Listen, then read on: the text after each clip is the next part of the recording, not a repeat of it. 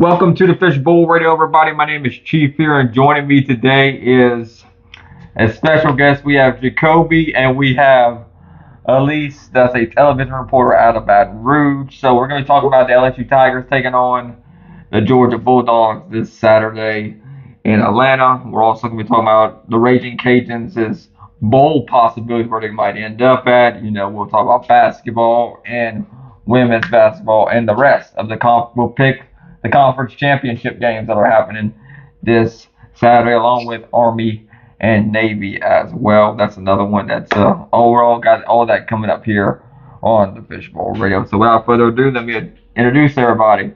Jacoby, how you doing today? I'm doing very well, my friend. Elise, how you doing today? I'm doing well. I appreciate you having me back.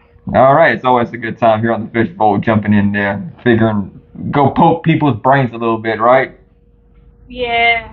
Let's see what's going to happen this Saturday. Yeah, so first let's talk about LSU and Georgia in the SEC championship game here. Jane Daniels, along with a couple of other Tigers, are going to give it a go here. How do you think that ankle injury is going to mess with Jane Daniels' ability to be mobile in the pocket and move around?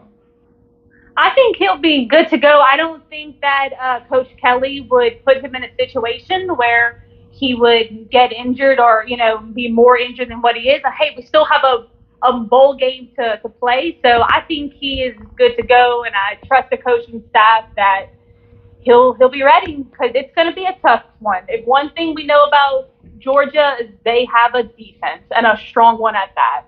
Yeah. What about you, Jacoby? Anything else you want to add to that? Yeah, dude. He went down so many times during that Texas A&M game, but like she said, I don't think they would really put him out there if he wasn't, at least, I guess 80 or 90%.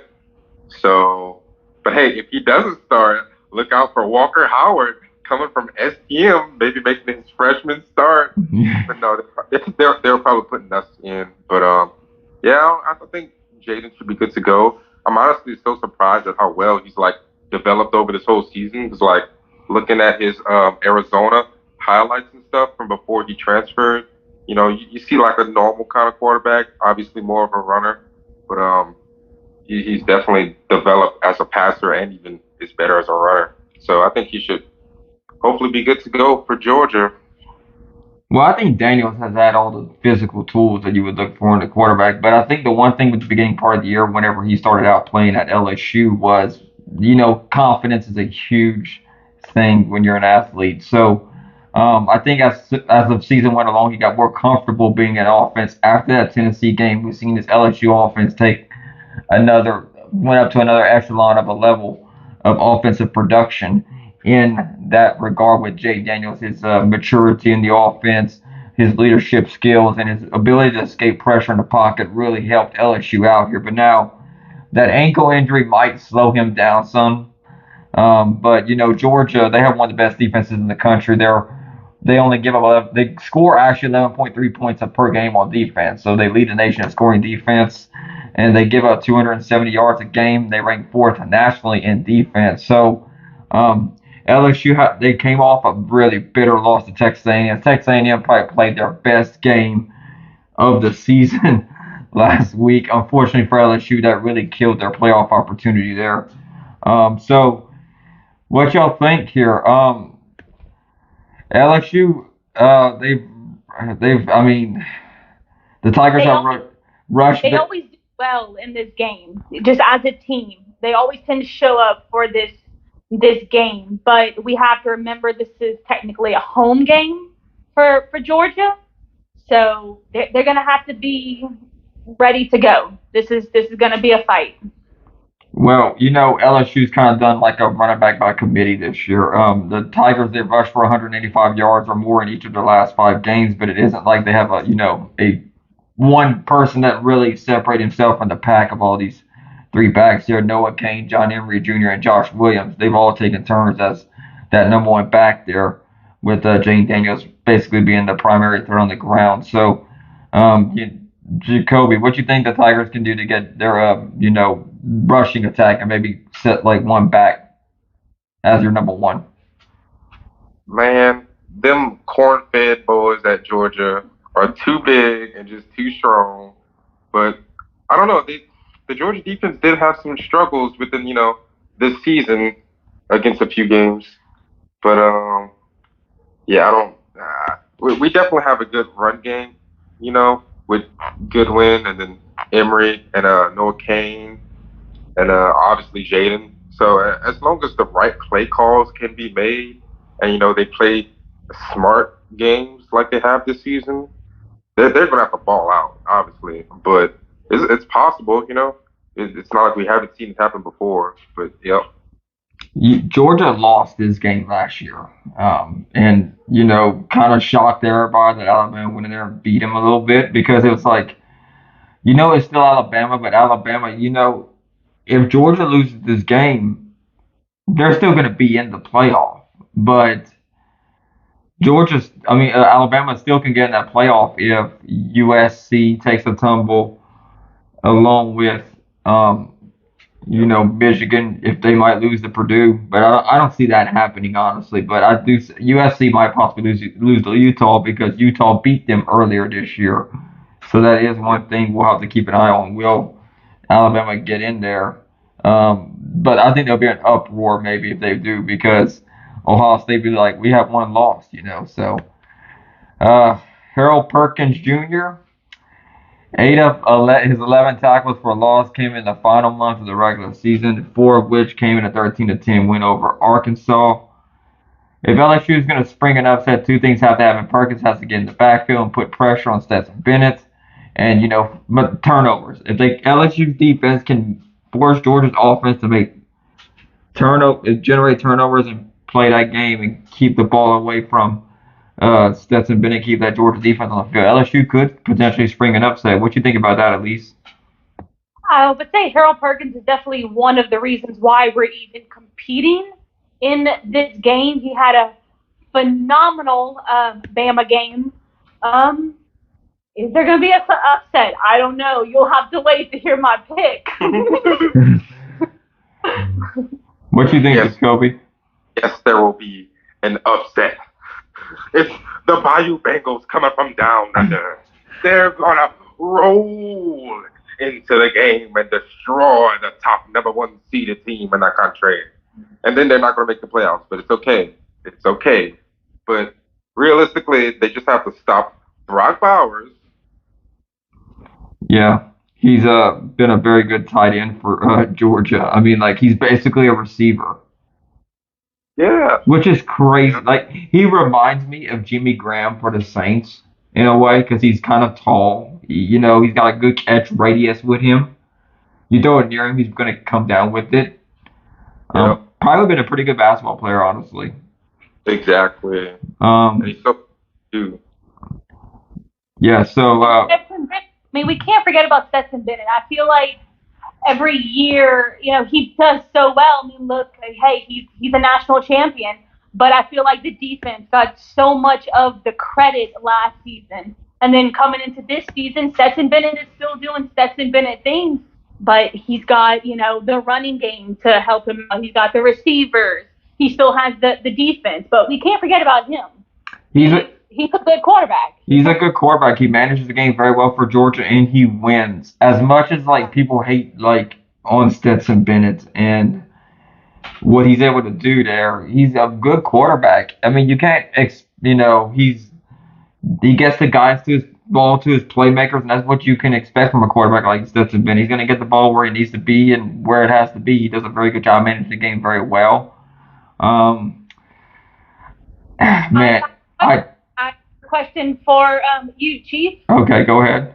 Do you think Stetson Bennett will be invited to New York for the Heisman Trophy? I don't think so. Don't think so. I don't. Okay, granted, because y'all mentioned before, and I've said in my last statement there that he has a lot of options to go to, and I think that hurts him. I think Bowers deserves it more than Bennett if I was going to pick someone off of Georgia's offense. Because Brock Bowers is just a dominating force out there when he gets on the football field.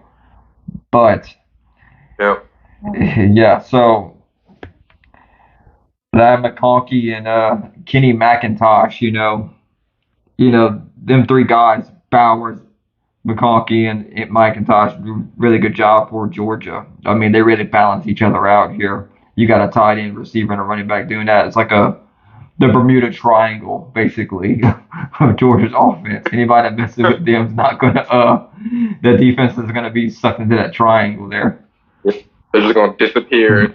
Yeah, wide open for a touchdown. But anyway, it's like I want in my heart wants to pick LSU because I'm like they do very well in this game here, but I just don't see it this year. I'm picking Georgia to beat LSU in the SEC championship game, and they'll probably end up going to the Citrus Bowl. It's what I see. What you think, Jacoby?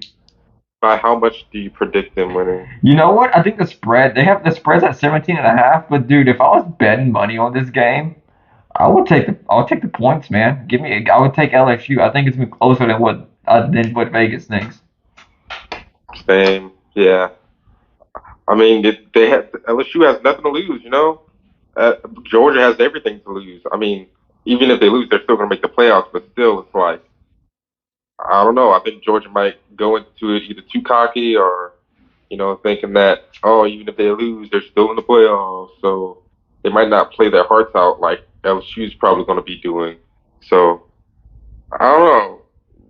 I definitely would take the points too, like LSU plus the points.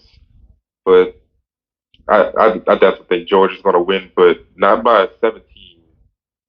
They have it at 17.5, but I mean, like that's kind of like I'm thinking 10, but I think Georgia might be tense. They might be afraid to make a mistake here because psychologically speaking, they lost in this game last year. Okay, they might be like, well, what if this happens again? Yep.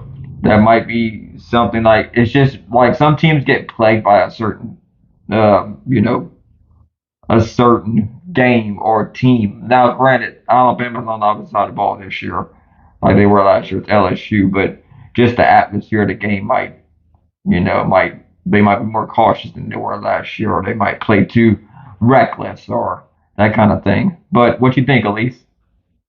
You know what, guys? I'm gonna go crazy, and I'm gonna say that they lose by 3 touchdowns.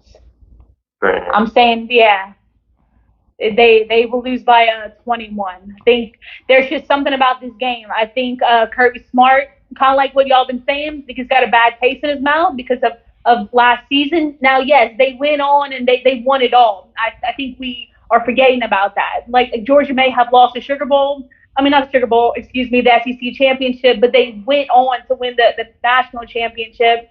I think Stetson Bennett is going to want this game because of what happened last season. And I just think that they're more, I don't want to say prepared, but I don't know what the word that I don't know what to say. I just think that the Georgia is going to be ready for this. I don't think that LSU is going to be as ready as we think they should be. Well, that's fair. That's a fair point. Yeah. All right. You're looking a first-year head coach and a quarterback that he's never had to play in this type of game. This is the SEC, like this is a championship. And Jane Daniels is not used to this. And I know he's played in big games and he had phenomenal games this season, but I just think that Georgia, they're ready. I think Georgia is ready for this game. Okay. All right, so let's talk about some bowl possibilities. I know I talked about LSU probably going to the Citrus Bowl. If they lose, if they win, they're going to end up probably going to the Sugar Bowl probably. So there's a couple of bowl possibilities here. A lot of different websites have been putting the Cajuns in different areas. I've seen some put them in Frisco, some put them in New Orleans, which isn't going to happen, by the way. The New Orleans Bowl is definitely not happening for the Cajuns this year. And a lot of them have put Independence Bowl. But a lot of these, some of these sites are just kind of they don't update their stuff very well when they're looking at G5 conferences and stuff. Because, for example, they have Marshall as a Conference USA team in one of those websites. I'm not going to, burn them here on the Fishbowl, but that's just dumb. You're not doing your research. You're just pushing something out there to kind of let's see what this button does, right? Yeah. So they put Marshall as a Conference USA team along with their other ones that went over to the Sun Belt. So it's crazy how the Sun Belt football has came this year. Like App State, they're not going to go to a bowl game, which is crazy. Um, Cajuns are 6-6. I thought my preseason prediction for the Cajuns was way different than what it ended up being. But yeah, I see the Cajuns going to the Independence Bowl. Have y'all seen anything else, Jacoby? Uh, I'd say I'm seeing the same thing, but as someone that, and I'll be honest, I don't follow the Cajuns as close as you do. What do you feel like was their biggest problem? You know, because you had high hopes. You did. I mean, I remember. What do you feel like plagued them this season? Well, I think one of the things that hurt the Cajuns the most this year was, first off, I think the quarterback situation. If you wouldn't, like, I've said this Yep. many times on this podcast, and I've said this many times when we talk in person and stuff. If you have two quarterbacks, you have no quarterback. So if you stick with a guy, let him ride him until, whatever happens. If he's not the guy for the job, if he will prove that he isn't the guy for the job, then you make your switch. But you don't try to like, oh, I'll put that's like I'll use me and Jacoby for example. Let's say Jacoby's the starting quarterback and he throws 2 or 3 touchdowns, and all of a sudden, hey Logan, go in the game. That's kind of a dumb idea to do anyway because Jacoby just threw 2 or 3 touchdowns in this game. Why would you pull the guy that's red hot right now, But um, the Cajuns could have easily won 3 more games this year. If you look back, they should have won the Troy game. They should have won. They lost the last second field goal to South Alabama, and the ULM whenever they switched fields out for Woodridge in that game, it just killed all the momentum of that offense, and they should have won that game in ULM too. So that's 3 losses right there, and they probably should have a 9-win season right now. Wow. Yeah. Wow. Yeah, I agree about the two quarterbacks. Two quarterbacks, you don't have a quarterback, But I think it was also the coaching, because obviously with Billy Napier leaving, that left a huge hole, and a lot of players left. Some players, went in the draft and yada yada. So anytime a new coach comes in and you're not sure of who the quarterbacks are, it's all hard to kind of get over. Yeah. But I think Woolridge showed moxie in some fight in a few of the games this season. He definitely has some room to grow, him and Chandler Fields. But yeah, it's just a lot to overcome when you have so many new staffs and players. I think also one thing that I forgot to mention was the offensive line. We had to replace 3 or 4 starters on the offensive line from last year's Sun Belt championship team. So that really hurt. That was kind of one of the weaker, offensive lines that we've had in recent years because, they have to learn blocking schemes, um, have enough awareness to realize when one defense is coming on the blitz. That thing takes time, but that offensive line has gotten better as the year has went on. So I think that was like Jacoby had mentioned it very well with the coaching staff. Like you had a brand new staff in there, a lot of turnover within the coaching staff. And, some people say that Napier, took a lot of the staff on purpose and stuff, but that happens at every program. I don't buy that too much. I just think that's just some people that just want to like have a scapegoat for, problems that were caused this year. So I think Napier kind of fits the bill, right? He's the head of the snake at that point, right? So you attack the head of the snake. But in regards to that, I think Decimo did. I give him a passing grade for this year because you got 6 wins, which should be the standard of the Ragin Cajun football program. I think 6 wins is acceptable, but Yep. only on the first maybe 2 year. Once you get to that 3rd and 4th year, you got to have some jump somewhere. So year 2, I expect the Cajuns to be at 8 wins. 3rd year, 10 wins. 4th year, kind of continuing success as they keep going down the road there because I think there's too much talent in the state of Louisiana because like Billy Napier proved that you can have 10-win seasons as a Ragin Cajun. Yeah, I think college football fans, we expect the same result year after year after year.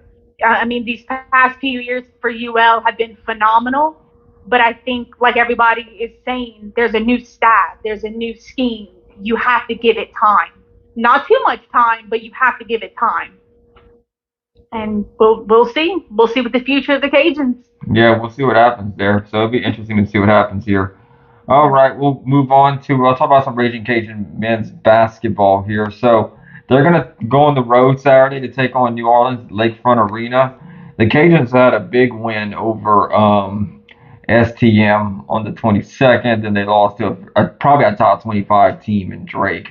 They were really good, and they ended up beating Loyola at home at the Cajun Dome, scoring over 100 points in that game. So Cajun are 6-1 this year. Jacoby, what you thought about the Cajuns so far this year in basketball? I'm impressed that they're 6-1. Obviously, basketball is a long season. You play a lot of games, but it's promising. I probably can't tell you more than two players on the basketball team, but I am impressed that they are 6-1 so far. I think coming off of last season, we can all agree, all three of us did not think that the Cajuns would be 6-1.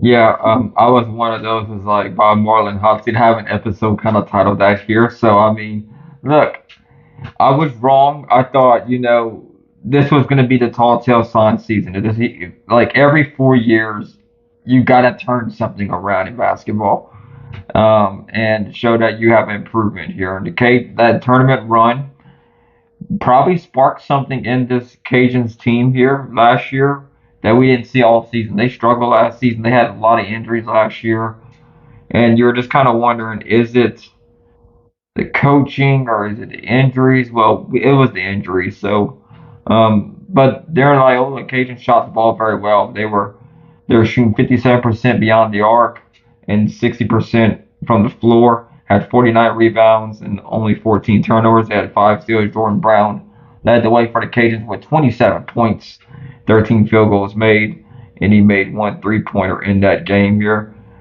Joe Charles, he had 12 points, 4 field goals from the floor, 3 from beyond the arc. I mean, 4 from beyond the three-point line there. So, I mean, the Cajuns, they've done very well here. So, I'm kind of curious to see how they're going to keep going here. They open up the game with a 14-0 run, and that's their sixth win, which is the school record in the month of November for them. So, being 6-1, I like the way where the Cajuns are at right now. If they could beat UNO, that would put them at 7-1 on the year, which I think they will do that. Sanford, I think they'll beat Sanford as well. And but I'm gonna say I think they can easily win their next 2 games. Actually, their next 4 games are very winnable. But then they got to play Texas on the road, and Texas is a very good ball club. So Texas might be in that top 3 ranking in the country once they get to that date. What you think, Elise? I think from the few games that I've watched with the Cajuns and compared to last year, it looks like they're playing as a team. If you understand what I'm trying to say, I felt like last season there was no leadership, and I feel like this season, like I said, I think Bob Marlin has stepped up. We could say I think there's leadership. I think they're playing together, but it is a long season. Basketball is a very long season, so we'll see. Yep. Then go Jacoby. Yeah, dude, some of the stats from the Loyola game was pretty crazy. Terrence Lewis had 17 total rebounds, dude. That's pretty wild. And, what's his name? Joe Charles, I think, with 4 for 5 from the 3. That's pretty high percentage. Like if they can just keep the ball moving and play as a team, like she said, they actually might go far this year. Yeah, if it's gonna depend on like that Texas game is a real good measuring stick for this Cajun team here that I'm looking at December 21st here later on this month here in December.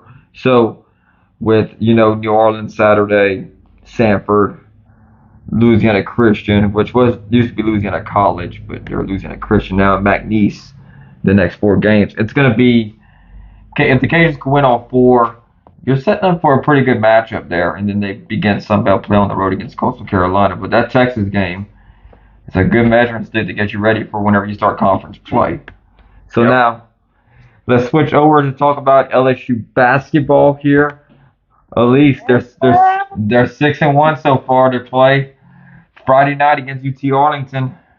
What you think about that game coming up? They look good. I was a little hesitant, first year coach Mac Mahone. I was a little afraid. He didn't have any scholarship players, if I remember correctly, to start the season. He rebuilds this program. This program's kind of been in shambles for a while, after all the investigations, but they look good. He looks like he has himself a little team down here. And we're going to keep on going. Adam Miller led LSU with 26 points, hitting 6 3-pointers with KJ Williams scoring 15 and Trey Hannibal off the bench getting 12 points. The Tigers shot 52.8% of the game with 8 trays. So they outscored the Terriers 12-4 in their last game. So, when they beat Wofford, it is a 78-75, kind of closer than I would expect in that game. But we'll see what happens when they play UT Arlington. Jacoby, what you think about LSU basketball so far this year? Yep, going off of what you said, they're hot right now. And as long as they still follow the game plan, follow the script that coach gives them, and just keep balling out, that's all you can kind of ask for, and end up with a positive record at the end of the season. And yeah, LSU. I'm excited to go. Yeah, LSU. It's $2 tickets, very cheap. Bring your family. You can bring your whole family for something like that easily. UT Arlington, they should win. UT Arlington's only 4-4 so far this year. I got the Tigers winning that game. Who you got, Elise? Yeah, I'll take the Tigers as well. Jacoby, who you got? Yep, I got the Tigers, and their only loss was 2 points, to Kansas State. They lost just by 2 points, so it's not like they got blown out. On that bucket, it didn't count. Yes. Yes. I was gonna that. Yep. That was a crazy game. It was a crazy game. All right, let's talk about some women's basketball. We're going to go to the Cajuns here. Like me and Juicy had said on previous podcasts here, I wish Juicy would be here tonight, but, we're still on baby watch here. The baby hasn't arrived yet here on the Fishbowl, so we're still kind of waiting and seeing. They're all excited over there, so we wish them the best wishes here from the Fishbowl Radio. But anyway, talking about the women now. The Cajuns, me and Juicy have said it before on here. We expected them to kind of get a little bit of a winning streak going, and they have done that. They got back to 500 after only winning one game to start out the year, and then they rolled off several wins in a row. North Texas, Abilene Christian, LSU Shreveport. They play Louisiana College, then they go on the road to take on Auburn, but we'll only worry about Louisiana Christian here. I know they'll call it Louisiana College, but they're Louisiana Christian now. They kind of rebranded themselves. But anyway. I did not know that, actually. Yeah, they're Louisiana. They're LCU.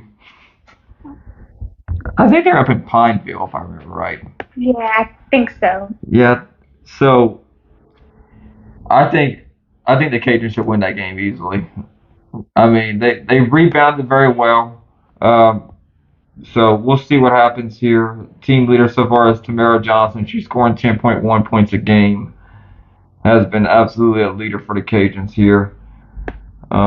So we'll see what happens here. What you think? Last game against LSU Shreveport, they held LSU Shreveport to only 29% from the floor and 27% beyond the arc.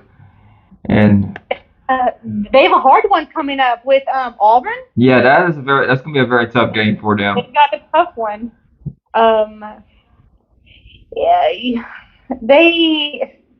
I think there's some inconsistencies on the team, but they're starting strong. But they have some tough games coming up. Yeah, it's gonna be a good way for them to get in training mode for their conference play. So it's good having a tough non-conference. It makes you better non-conference schedule. Whenever you get the conference play, you're ready to go, and you're not oh my gosh, this is a lot tougher than I expected. What you think so far, Jacoby? Yep, I would have to agree. as long as they can keep playing good on offense and good on defense, and as the season progresses, they'll develop more chemistry with each other and get the ball rolling. Because you've got some returning players, and you've also got some new blood. So once they just have more time together as a team, that's always the most important thing. That was their third straight win because the Cajuns started out the year 1-4, and they even their record. So out of Louisiana's 14 players to the court, everyone played at least 9 minutes, and each one had at least one rebound. And there are 12 who registered points in that game there. So the Cajuns scored over half of their possessions. So if they can keep doing that for the rest of the season, the Cajuns should do very well. But this schedule is not going to be easy coming up for them at all with Auburn waiting in the wings next week. It's going to be if they could win that one, that would be a huge win for this Gary Broadhead-led program here. So they had a good season last year. We'll see what happens here, but then they got Lamar, then LSU, Alexandria, then Georgia State, the open conference play. So their next three, I think they could probably end up being 2-1. Probably actually 3-1 their next four. Then they take on Georgia State to open the conference. So we'll see what happens. They just can't fall apart. It's one thing about basketball. We've been saying it this whole time. It's a long season. So, just stay together as a team, keep playing, keep playing hard, and, just got to take it one game at a time. All right, LSU women's basketball. We're going to change up to that one. You talk about a team that's red hot. Undefeated. Yeah, they... Undefeated. 8-0. That streak... And just look at these scores. They have a very good offense. The lowest one I've seen is, I think, Southeastern. Let's see. Yeah, Southeastern was their lowest points they scored in a game was at 63. They take on Tulane, 4 o'clock in New Orleans. That should be an interesting one here. So, that'd be a good one. What you think, Elise, about the LSU women's basketball team led by Kim Mulkey? They are looking good. Kim Mulkey has the team, I think, right where she wants them. Just look at the numbers they're putting up. And it's not just on offense. The defense looks fantastic. So I think they'll be ready for Tulane, like you said. I think it'll be a great matchup. But undefeated and looking good. What you think, Jacoby? He is a step away. Okay. All right. Anyway, so LSU's field goal percentage last game against Southeastern, they didn't shoot as well. So, you're going to have that in basketball. There's going to be some games that the shots ain't going to fall right. You will look really out of sync, which makes basketball a great sport because you don't know, rankings really don't mean that much in basketball because any team can be beaten. It's a lot easier to beat a basketball team than it is a football team because, there's so many games. You're going to have, LSU shot 41% from the floor, 25% from beyond the arc. That's not great shooting last game against Southeastern and only made 57% of their free throws. And team rebound, they had 43, 18 turnovers. Games like this will happen. But if you look at everything that happened to LSU prior to that, 9-day difference. Angel Reese really did help LSU in that game. She scored 25 points and 11 rebounds against Southeastern. Angel Reese is really making her name for herself this season in Baton Rouge. So she's definitely a player to watch. Also, Simone Augustus is getting that statue unveiled, I think, in 2023, which, she deserved it. Yeah.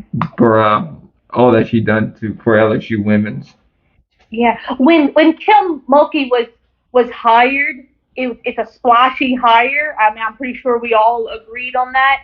And I knew that she was a great coach. She comes with a winning background.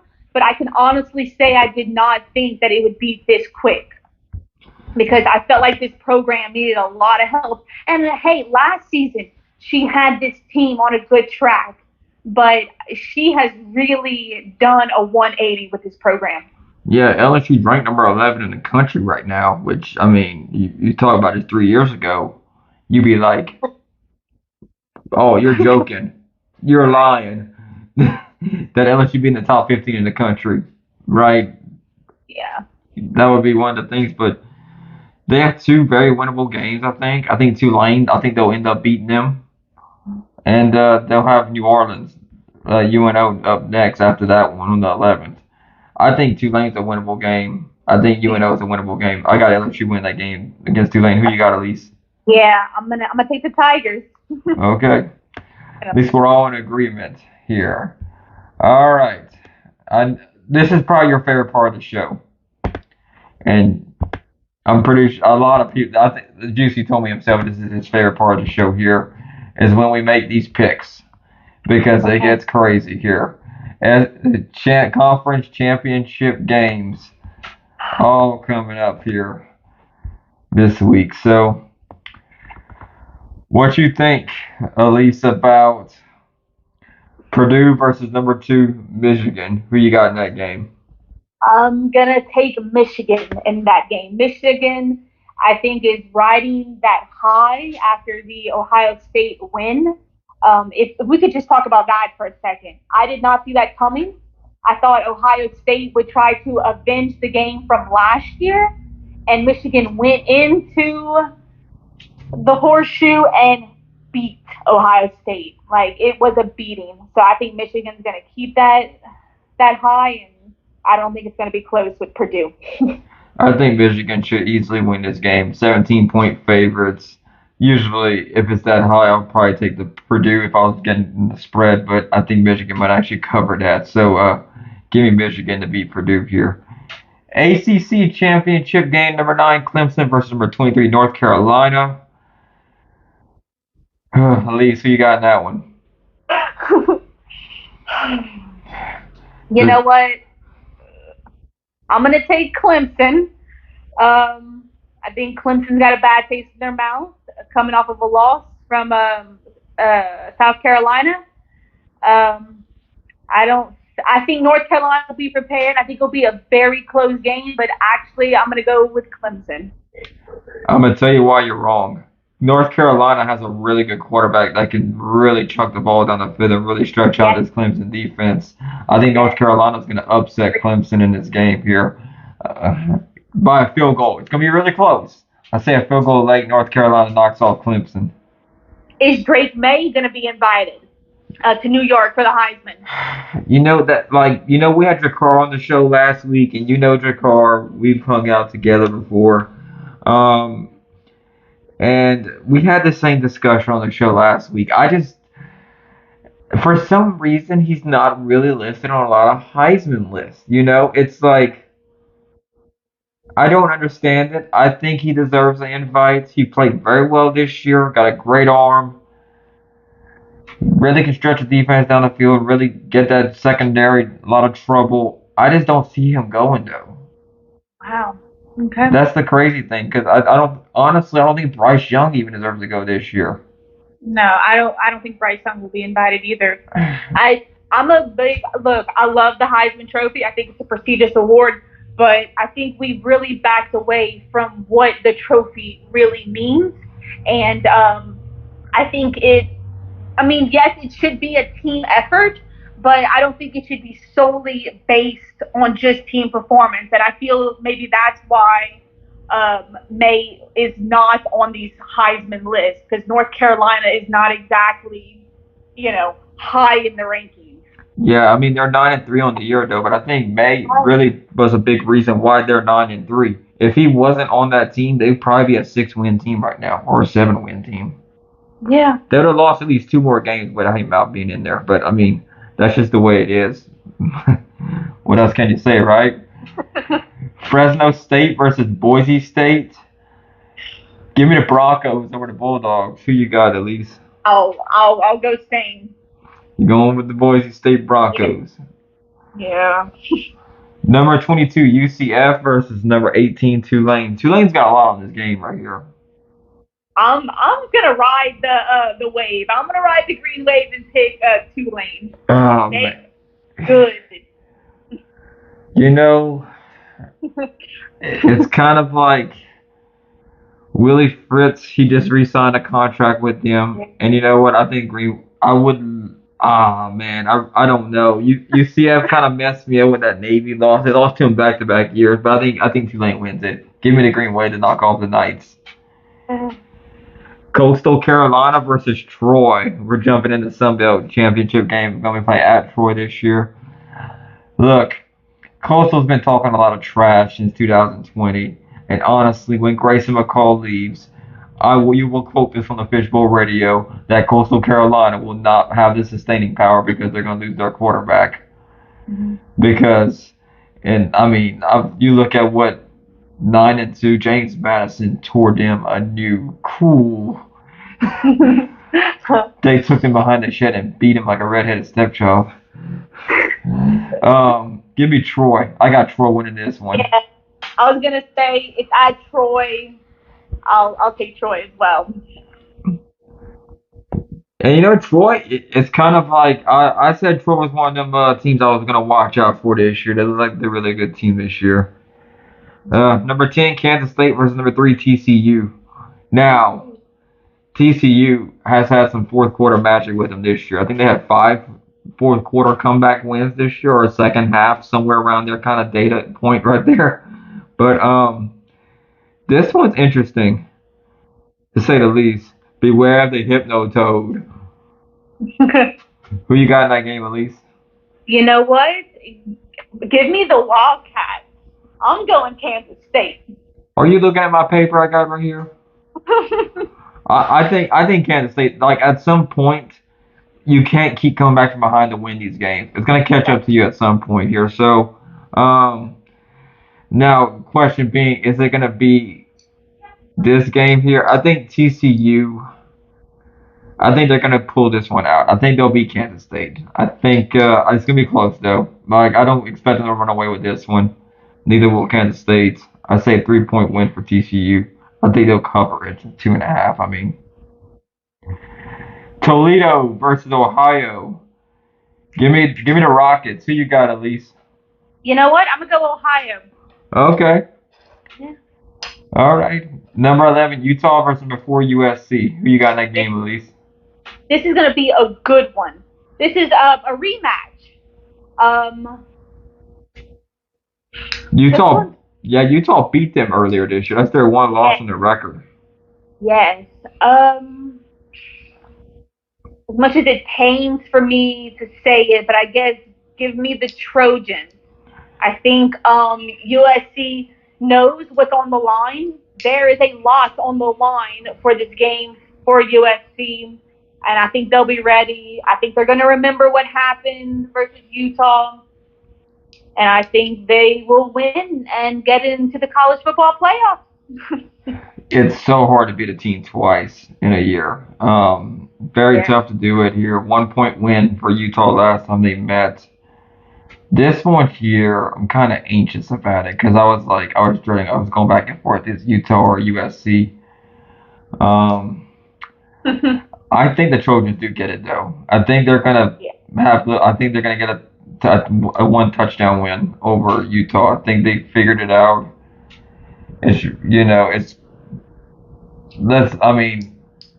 What he did at Oklahoma last year was real good, and really Caleb Williams did a really good job coming over.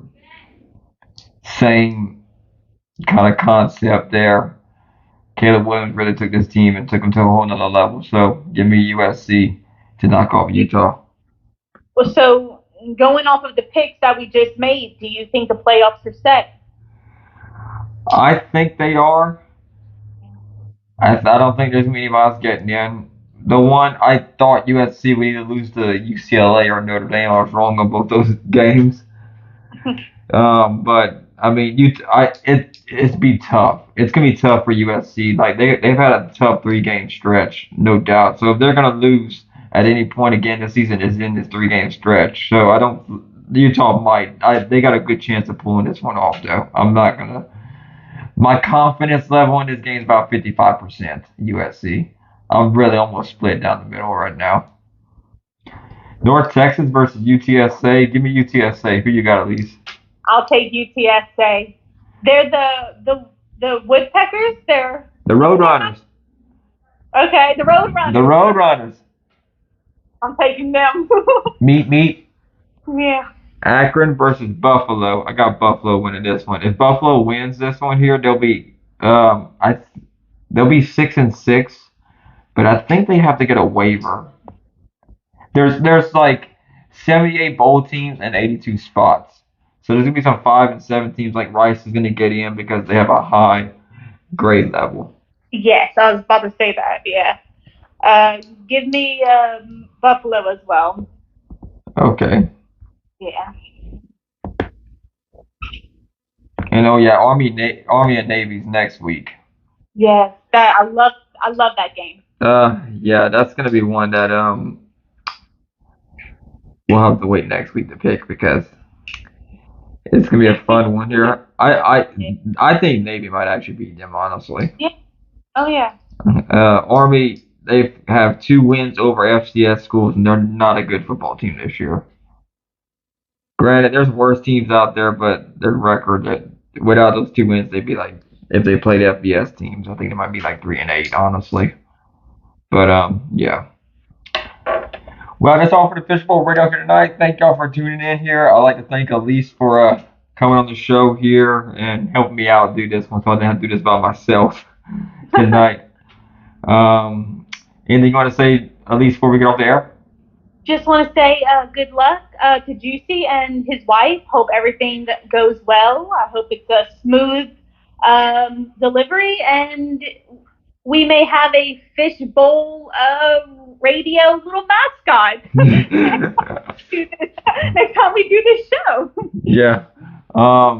We also I have ordered more stickers. They're on the way here.